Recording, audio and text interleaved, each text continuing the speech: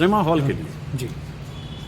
मेरा ख्याल है कि जब मैं स्टूडेंट था तो मुझे सवालों का जवाब देना अच्छा नहीं लगता और टीचर तंग कर देते थे सवाल पूछ पूछ के। जब मैं प्रोफेसर हो गया तो स्टूडेंट्स मेरे से इतने सवाल पूछते थे, मैं तंग नहीं होता था, मैं उनका जवाब देता था हमेशा। कभी इधर से तैयारी करी, कभी तैयारी करी, कभी कुछ होती। लेकिन एक प्रश्न मेरे से जब भी कभी किसी ने पूछा, उसका जवाब देने में मुझे सेकंड भी नहीं लगा। और वो प्रश्न क्या था कि आपकी सबसे पसंदीदा फिल्म कौन सी है? Guide, guide, guide. मतलब मुझे बिल्कुल नहीं सोचना पड़ता। फिर वो मेरे से कहते हैं कि ऐसा क्या है इसका, इस फिल्म में, गाइड में ऐसा क्या है? गाइड का जो सबसे बड़ा कमाल है इसकी इमॉर्टेलिटी। 1965, अगर मुझे ठीक से याद पड़ता है, 29 दिसंबर को इसको सर्टिफिकेट मिला था। और उसके बाद में ये फिल्म जब आई तो शुरू के कुछ दिन बड़े हल्के गए थे, और उसके बाद एक दिन विजय आनंद ने आकर के देवानंद से कहा था, पापे वी हैव डन इट, आ गई ये फिल्म हमारी, चल पड़ी है। ये फिल्म यूं ही नहीं बन गई, इस फिल्म के बनने के रास्ते में रुकावटें बहुत सारी आई। पहले तो डायरेक्शन की जब बात आई तो ये देव साहब चाहते थे कि चेतन आनंद इसकी डायरेक्शन करें। चेतन डर रहे थे थोड़ा सा। देखिए साफ सी बात है, एडल्ट्री पे फिल्म है, आम भाषा में इसे कहें। उस ज़माने में तो ये एडल्ट्री थी, चाहे एक्स्ट्रा मैरिटल रिलेशन कह लो। उन्होंने कहा अच्छा, फिर एक तरीका उनके पास था।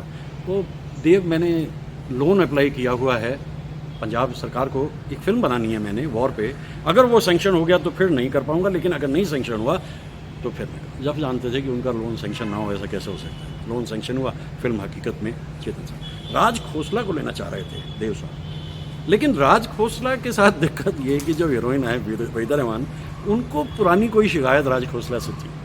तो उन्होंने देव से कहा, भाई मैं बातें जो आपको बता रहा हूँ ये ऑथेंटिक हैं, क्योंकि मैंने भी कई जगह से इन बातों को कंफर्म किया, तब आपको बता रहा हूँ कि उसमें फिर देव पड़ गए, जबकि राज खोसला उनके बड़े पसंदीदा थे।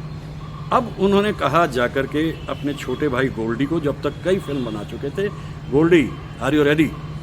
गोल्डी वैसे भी आइकनोक्लास्टिक था, उसकी अपनी एक अलग दुनिया थी। वो हमेशा प्यार से अपने भाई देव साहब को पापे कहते थे। पापे मेरी एक गल सुन ले, राइटिंग मेरी, डायलॉग मेरे, और कंसेप्ट मेरा, स्टोरी तेरी, मतलब आर के नारायण की स्टोरी, लेकिन बाकी सब मेरा होगा, पैर नहीं रखना बीच में, और ना इसमें कोई उंगली लगानी किसी ने। देव साहब ने कहा कि यार इतना कॉन्फिडेंस है इस बंदे का, ओके गो हेड। और वहाँ से फिल्म बननी शुरू हुई। देवानंद, वहीदा रहमान इसमें मौजूद हैं। जो कैरेक्टर है वो किशोर साहू का, वो उन पे सूट कर रहा था। इस फिल्म की सबसे ख़ास बात मुझे ये लगती है कि जिन्हें आप कैरेक्टर आर्टिस्ट कहते हो, या हल्के आर्टिस्ट कहते हो, या छोटे आर्टिस्ट कहते हो, उनको भी इसमें पूरा मौका दिया गया है। अब देखिए लीला चिटनिस माँ के रूप में मौजूद है, और उसके बाद में ये अनवर हुसैन साहब ने शायद ऐसा रोल कभी ही किया होगा जैसा उन्होंने गफ्फूर का रोल किया है। उसके बाद में थोड़ा और आगे बढ़ें, जागीरदार साहब मौजूद हैं, यहाँ तक कि वो लड़का जो इनको एक गलत उसमें पहुँचा देता है, जेरी, खाना नहीं खाएंगे, पानी नहीं पिएंगे, वो देखिए जेरी का रोल कितना अच्छा है। नर्मदा शंकर और राम अवतार वो पंडितों के रूप में वहाँ पर मौजूद हैं, दोनों के दोनों रात को उठकर भागना चाह रहे हैं। छोटी छोटी बातों पे गोल्डी ने इसमें ध्यान दिया था। जब सारी बातें सिस्टमेटिकली ले ली गई तो जगह तलाश की गई थी जहाँ पर इसकी ज़्यादातर शूटिंग हुई, और फिल्म अपने ढंग की अनूठी है। अब बात आई संगीत की। देव साहब के सामने बर्मन दादा के अलावा कोई और हो ही नहीं सकता था, और बर्मन दादा को उन्होंने ले लिया। शैलेंद्र उन दिनों अपने कुछ ज़ाती मसाइल क्या थे, वो तीसरी कसम में लगे हुए थे, तो वो इस फिल्म के गीत लिखने को तैयार नहीं थे। तो हसरत जयपुरी इसमें आ गए। एक गीत लिखा गया, और उस गीत के लिखे जाने के बाद ना जाने कैसे गोल्डी के मुंह से ये निकल गया, भाई हसरत साहब कुछ दम नहीं है बात में। अब हसरत साहब वो आ गया गुस्सा, तुम रखो संभाल के अपने इसे गाइड को। एक लफ्ज़ भी इस्तेमाल किया जो कि अनमेंशनेबल है, तो मैं नहीं कर रहा इस फिल्म को, जाओ। अब शैलेंद्र जी के पास पहुँचे देव साहब। शैलेंद्र जी ने देव साहब की बात को समझा। मैं कई बार सोचता हूँ कि होनी अनहोनी क्या होती हैं। अगर शैलेंद्र साहब ने इसके गीत ना लिखे होते, हसरत साहब ने बहुत अच्छे लिखे होते हैं, मैं मानता हूँ इस बात को, लेकिन जिस गहराई पे पहुँच गए शैलेंद्र इस फिल्म में, पहला ही गीत अगर आप देखें, वहाँ कौन है तेरा। इस गीत को जब मैं सारे को सुनता हूँ, एक पंक्ति तो मैं सर झुका देता हूँ शैलेंद्र, क्यों नाचे सपेरा। कभी आपने सपेरे को नाचते देखा? आपने सांप को नाचते देखा? क्यों नाचे सपेरा? क्योंकि राजू का किरदार इस तरीके से है, दुनिया में खुशी बांटते बांटते वो अपने भंवर में खुद फंसता चला गया। दूसरी बात और बता दूँ, कई चक्कर लगाने पड़े थे मैसूर और बेंगलोर के देव साहब को, आर.के. नारायण को कन्विंस करने के लिए कि जो फिल्म मैं इसमें बना रहा हूँ इसके कॉपीराइट आप मुझे दे दीजिए, चाहे मैं इसमें कुछ भी तमीज़ को। अब बाद में कोई बहुत खुश नहीं थे आर.के. नारायण साहब इससे। अब संगीत की बात जब आई, शैलेंद्र भी आ गए, 2 गाने बन के तैयार हुए और बर्मन दादा की तबीयत ख़राब हो गई। देव घबराने वाले इंसान हैं। मिले जाकर के बर्मन दादा ने कहा मैं इसका संगीत नहीं बना पाऊँगा, देव तुम ऐसा करो किसी और को ले लो। दादा 2 गीत बन चुके हैं और 2 गीत पे फिल्म को रिलीज़ कर दूंगा, लेकिन संगीत बर्मन दादा का ही रहेगा। एक बीमार इंसान के सामने जाके आप ऐसी बात कहते हो, उसको तो संजीवनी मिल गई और क्या संगीत बनाया। हाँ, उसी दौरान जब वो ड्यूएट बनना था गाता रहे मेरा दिल, वो पंचम ने बनाया। मीरा देव वर्मन जी जो कि रफ़ीक़े हयात थी एस.डी. वर्मन साहब की, वो उनके असिस्टेंट का काम करती थी, लेकिन पंचम भी अब तक पूरी तरह से उनका असिस्टेंट था। और जब ये गीत बनाने को कहा तो पंचम ने ये गीत उनके लिए गाता रहे मेरा दिल। इससे पहले भी पंचम उनकी मदद कर चुका था, ए मेरी टोपी पलट गया और सरजोता चुकला। अनूठी फिल्म है। इसकी एक इंग्लिश में भी फिल्म बन रही थी, अमेरिका ने भी इसमें इंटरेस्ट लिया था, पर्लेस बेक ने। और बात क्या थी कि ये इंडियन सेंसिबिलिटी थी। अब वहाँ विदेश में क्या फ़र्क पड़ता है, वहाँ एक्स्ट्रा मैरिटल है या वहाँ एडल्ट्री है, they don't make any difference in that. लेकिन यहाँ 50 बरस पहले का समाज बहुत अलग था। तो इस फिल्म को बनाने के लिए जितनी चुनौतियाँ देव साहब के सामने आईं, उन सब का सामना करते हुए जब वो चल रहे थे, तो आगे चल कर के वहीदा रहमान जी ने देव से एक बात कह दी थी, देव तुम्हें चाहो तो मेरे डायलॉग्स को काट देना, लेकिन जो डांसेस उसमें तुमने मेरे लिए हैं, मुँह से छल किए जाए और पिया तो से नैना लागे, इसका एक हिस्सा भी मत काटना कभी, जो चाहो वो कर लेना। और देव साहब ने बात निभाई, लेकिन इतने में एक बात उनके मन में आई कि आक्रोश में है पूरी तरीके से रोज़ी, सपेरा डांस। अब उस सपेरा डांस के लिए जब रिहर्सल हो रही है तो डांस डायरेक्टर की असिस्टेंट शीला जो है वो स्टेप समझा रही है वहीदा जी को। तो उस वक्त कहा था वहीदा रहमान से गोल्डी ने, वहीदा जी जो ये आपको समझा रही है, अगर आपने इसका आधा भी कर दिया तो हमारा कंसेप्ट सक्सेसफुल। और उससे 4 गुना ज़्यादा दिया।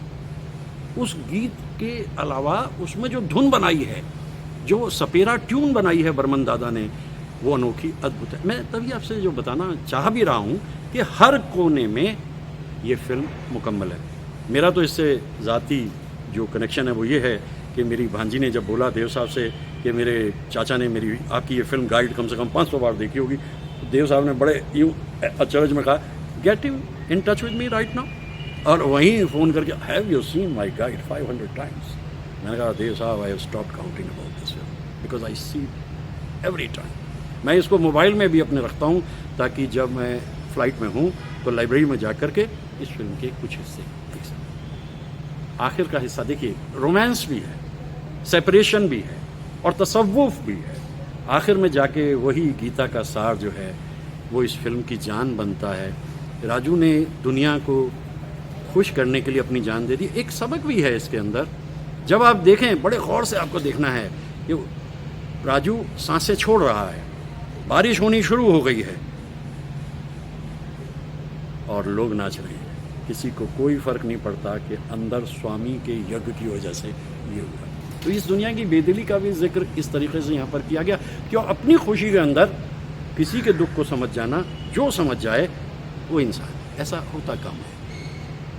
इस फिल्म को बनाते हुए देव बिल्कुल एक स्पिरिचुअल माइंडसेट में चले गए थे। और दरअसल गोल्डी तो पहले से ही थे, गोल्डी की सोच तो पहले ही इस तरह से थी। और दोनों ने मिलकर जो ये करिश्मा किया, मुझे बड़ी खुशी है कि गाइड पे मुझे कुछ कहने का मौका मिल रहा है, क्योंकि आज के ज़माने में लोगों की दिक्कत क्या है कि पब्लिक मेमोरीज शॉर्ट, वो भूल जाते हैं कि ये जो फिल्म्स बनाई जाती थी उस ज़माने के अंदर, ये ऐसे डॉक्यूमेंट्स हैं कि आने वाली नस्लें जो फिल्म मेकिंग में जा रही हैं, इन फिल्म्स को ना देखें तो बात कितनी अधूरी रह जाती है। सेंसुअसनेस, सेक्सुअलिटी बड़े ही सप्रेस तरीके से, वो गुफाओं के अंदर जब किशोर जब दिखाई देते हैं, किशोर उसमें साहू काम करते हुए मार्को काम कर रहे हैं, गड़बड़ कर रहे हैं, तो वहाँ उसके वक्त जो ज्वालामुखी बन के वहीदा पहुँची हैं, इतनी ढंग की अनूठी आर्टिस्ट है, इसमें तो कोई शक की बात ही नहीं है। तो ऐसे फिल्म के बारे में बात करना, ऐसे कलाकारों के बारे में बात करना, जैसा मैंने कहा, हर किरदार जो है वो अपनी जगह मुकम्मल है। इसीलिए जिन लोगों ने इस फिल्म को ना देखा हो, मैं जो बातें इस फिल्म के बारे में आपको बता रहा हूँ कि इसके गीत, इसका संगीत, इसका निर्देशन, इसका प्रोडक्शन, इसकी अदाकारी, सब फर्स्ट रेट है। आजकल सुना था कहीं से कि कोई इस फिल्म को दोबारा बनाना चाह रहा है। मेरी तो सिर्फ एक ही सलाह है, डोंट यू डेयर इट। जो पुराने ख़जाने हैं उनके मोतियों को वहीं रहने दो, क्योंकि नहीं कर पाएगा, नहीं हो पाएगा। और फिर तो फिल्म बड़ी हिट हुई। वो एक बात हुआ है कि अमेरिकन जो फिल्म इसका इंग्लिश वर्जन है वो इस लेवल का भी नहीं था, उसमें मैंने देखा बाद में उसको। लेकिन इसमें जो एक एथनिसिटी, और सबसे बढ़िया बात है कि इसमें जो राजस्थान की रौनक आई है। मैं अपने स्टूडेंट्स को जब क्वेश्चन देता था टूरिज़्म के अंदर, तो मैं उनसे कहता था कि true picture of Rajasthan has reflected in film guide. ऐसे क्वेश्चन मैं उनको MA लेवल पे देता था। तो जिन लोगों ने देखी हुई होगी तो वो बताएंगे कैसे जयपुर के बाज़ार से गुजर, कांटों से खींच के ये आंचल, ये गीत जो है ये जान है फिल्म की। दबी दबी घुटी घुटी ज़िंदगी को लेकर आप कहाँ तक जाएंगे। आज फिर जीने की तमन्ना है, आज फिर मरने का इरादा है। ऐसी फिल्म को जब मैं देखता हूँ या बोलता हूँ इसके बारे में, फिर तो एक ही बात कहूँगा, आज फिर जीने की तमन्ना है, आज फिर जीने की तमन्ना है। मेरी दुआएं आप सबके